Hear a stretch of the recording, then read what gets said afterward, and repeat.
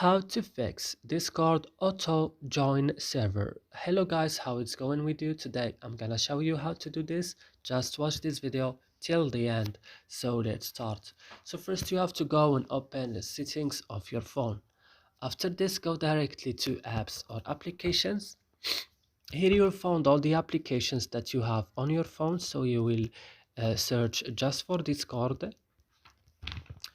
When you found the Discord, guys, just open it like this and go to storage option.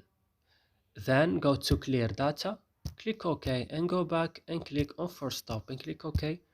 And don't forget the last things is to go into Play Store and updating your Discord again.